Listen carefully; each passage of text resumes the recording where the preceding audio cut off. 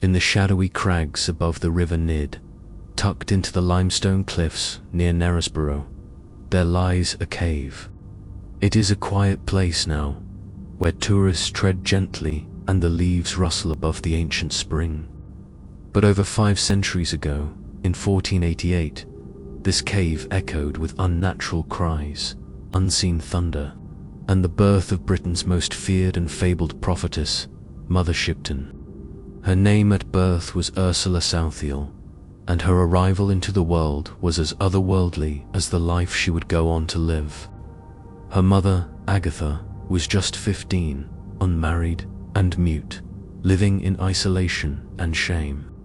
She refused to name the father, though some whispered he was not a man at all, but something else, a demon, a familiar, or a shadow from another realm. On the night Ursula was born, the skies were clear, but the wind howled through the gorge like a pack of wolves. Witnesses later swore they heard terrible screams, not of a woman, but of things in the air, shrieking with fury or joy. No one could say which. Agatha died moments after giving birth, and the babe was found wrapped in blood and moss. Her body curled, her skin mottled, her face twisted and ancient, like something carved from knotwood. The midwives recoiled, but the child breathed and lived. Ursula was taken in by a kindly townswoman who offered her a home at the edge of Knaresborough. But from her earliest days, the cottage became a hive of chaos. One afternoon, the woman stepped outside, leaving the infant sleeping. When she returned, with several neighbors in tow, they found the house transformed into a whirling storm of madness. Men were lifted from the floor, yoked together by a floating staff as though beasts of burden. A woman, shrieking, was spun upside down and hung by her toes in midair. The others were driven to dance wildly in circles, unable to stop as their legs moved like puppets.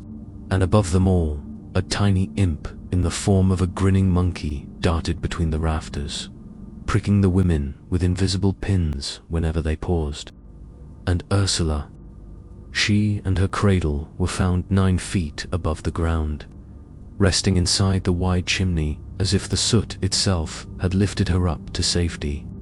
She stared down with wide, knowing eyes. Not a cry, not a sound, just a faint, crooked smile. As she grew, so too did her strangeness. Furniture moved of its own accord, chairs slid upstairs, cabinets opened themselves, and food vanished in the very moment guests reached for it. People whispered. Some said she was a changeling, others a witch's daughter. Her body grew tall and twisted, with shoulders hunched like an old crone and fingers long as twigs. Her face was said to be frightful, hooked nose, heavy brow, and eyes that saw too much. But behind the grotesque mask was a mind sharp as winter frost.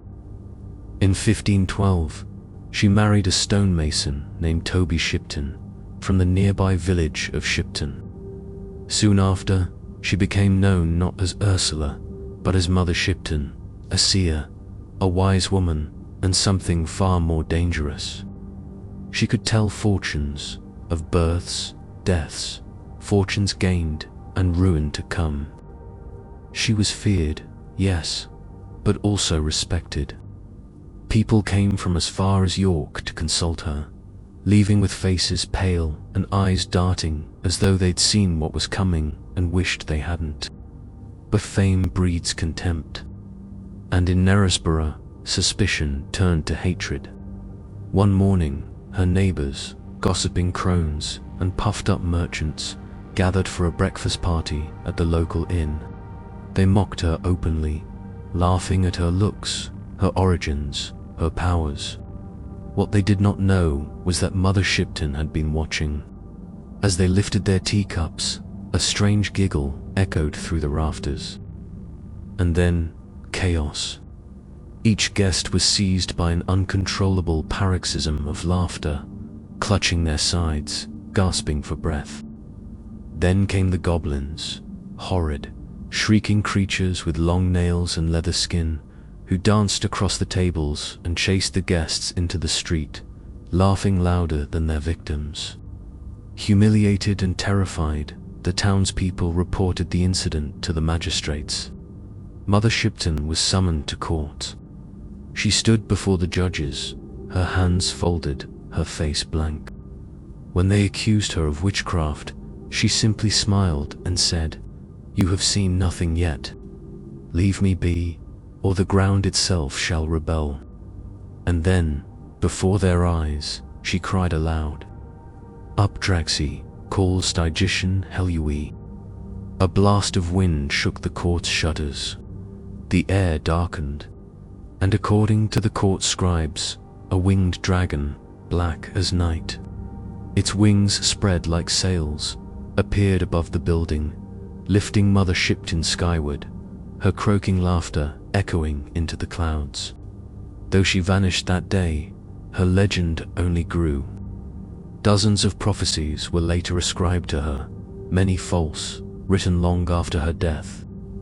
She was credited with predicting the Great Fire of London, the rise of the iron horse trains, and the invention of the telegraph. The truth is harder to grasp. What is real is the fear she inspired, and the cave where she was born, now a tourist attraction near Knaresborough. Nearby, a petrifying well still turns objects left in its waters to stone, just as they say her gaze once could.